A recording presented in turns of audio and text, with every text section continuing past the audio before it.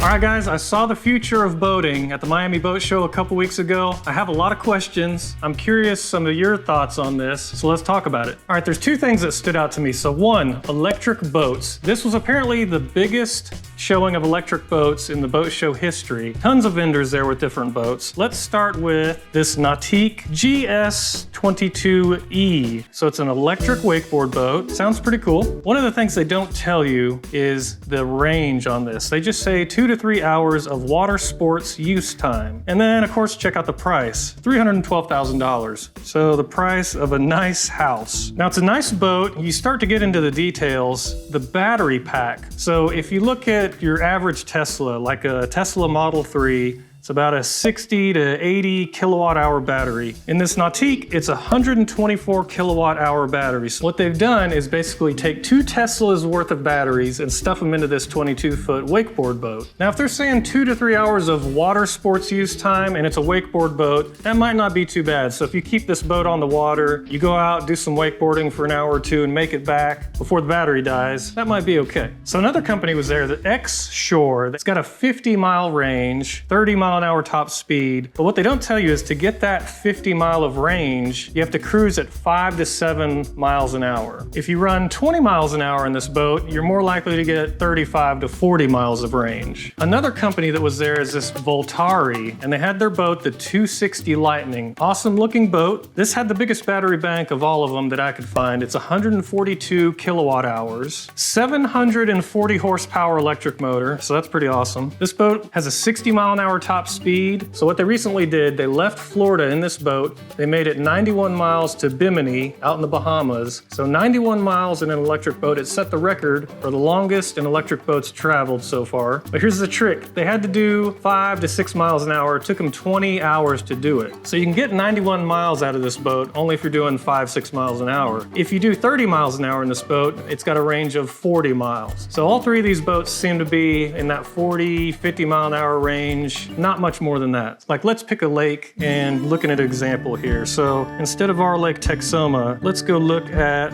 Lake of the Ozarks. And let's pretend you want to go to Party Cove at Lake of the Ozarks, but you don't live at that side of the lake. So where is Party Cove at Lake of the Ozarks? I think it's, one moment here. Where is Party Cove? Oh. Yeah, I think it's over here. Yeah, Party Cove. Okay, here we are. Party Cove, Lake of the Ozarks. So let's say you want to go to Party Cove on a Saturday, but your marina is over here on the other side of the lake. Let's see if you can make it. And we're going to take the best case scenario. Most of these boats, it was like 30, 40, 50 mile range. We'll say 50 miles. All right, so you take off out of your cove, head across the lake, under the bridge. What are we up to? 7 miles so far. Make it around this bend, make it around this Margaritaville, whatever that is. Head across here, down across this bridge, and what are we up to? 21 miles. So we're at 22.8 miles, making it into Party Cove here. So this could work out. It looks like you could make it a pretty good ways across a big lake like Lake of the Ozarks and make it back to your marina without running out of power. The other thing to think about with these is the charging time. So if your typical electric car takes 8-9 hours overnight to charge up, and that's with a big 50 amp, 240 volt circuit in the garage, you basically double that for these boats. So you're looking more like 16, 18 hours to charge these boats back up. Now they did say they support the supercharging stations, kind of like you have on the road for cars now. And those should get these boats charged back up in maybe like 2 hours. So maybe one day, marinas will have these supercharging stations instead of gas pumps, and you'll pull up, maybe go eat lunch, charge the boat up for an hour or two, and that should get you more like 80% of that battery bank charged back up. So are you guys remotely interested in electric boats? I know the prices are crazy. I'll never be able to afford one, but if someone gave me one, I'd definitely try it out.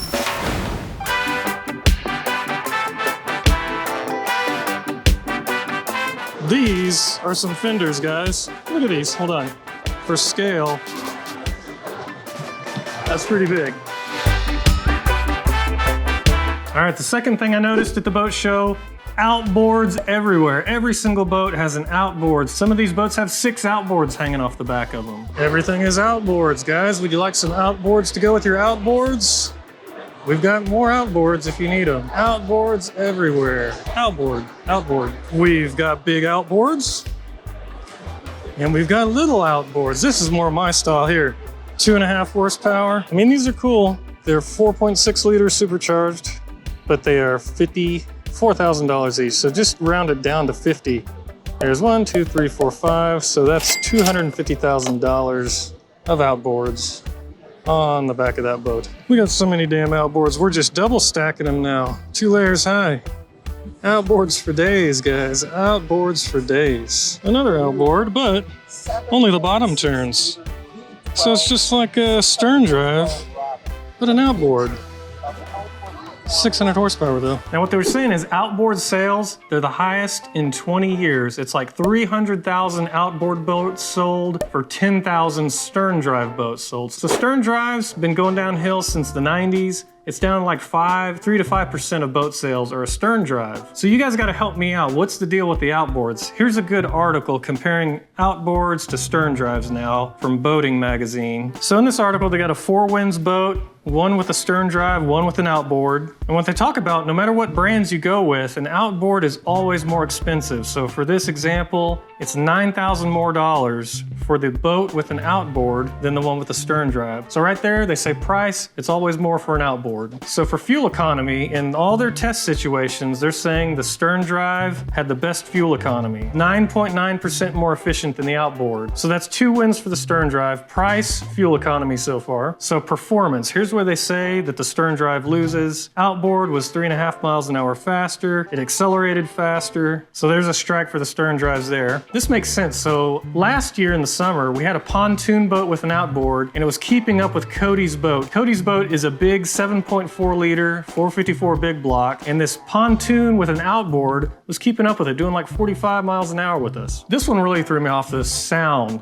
So when I was at the boat show, boats would start up with these new outboards and you couldn't even tell they were running. They're like dead silent. And I'm used to our cheap old boats. Cody's old boat, that 2-stroke, it was fast, but it was loud. That's all you could hear. In this article, they say the same thing. Can you even tell that the motor's running? These outboards are so quiet. And then of course the Sterndrive wins on not having a motor hanging off the back of the boat. So you can have a swim deck, get in and out of the boat easier. Here's the only thing about these outboards. So, I mean, there's no swim deck area back here. You got just this little walkway and then you got 3 damn engines in the back. So yeah, I still don't know if I like the outboard craze going on here. And then for emissions, what they're saying, the Sterndrive wins on that because they can get big catalytic converters on the exhaust inside there because there's more room.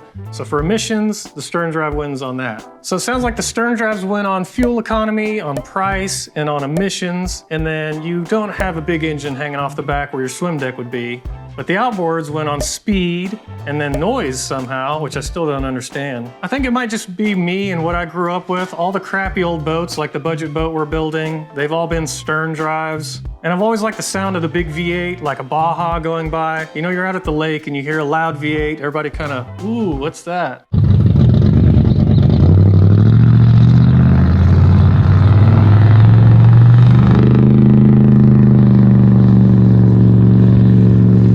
It's just not the same with an outboard. Nobody's like, ooh, look at that outboard going by. Doesn't it sound awesome? There was like one cigarette boat with Sterndrives, and it was hidden in like the back corner of the boat show. It was in the dark. Got one boat so far. Little cigarette boat back here in the back in the dark. It's got Sterndrives on it. Everything else? These damn outboards, man. What do you guys think about that? Are you guys outboard fans? Are you Sterndrive fans? Do you care? Are you team Sterndrive or team outboard? Let me know in the comments. I'm really curious. Here's the last thing that's pretty awesome. Boat sales are the highest in 13 years, and it started during the pandemic. And they say the trend are first-time buyers and younger buyers. And it sounds like people were stuck indoors in the pandemic and finally realized it's nice to go outside and get on a boat and get out on a lake. 100 million Americans report doing some kind of boating every year, which is crazy. That's like a third of the population. And that 61% of boaters earn less than $75,000 a year. So these are just everyday normal people trying to get out on the water and have some fun. And that's why we want to get this budget boat build finished, so we can show you guys that you can still get out on the water for a decent price. We've got a parts table full of stuff ready to go on this boat, so I need to get back to work. We appreciate y'all watching, and we'll see y'all next time.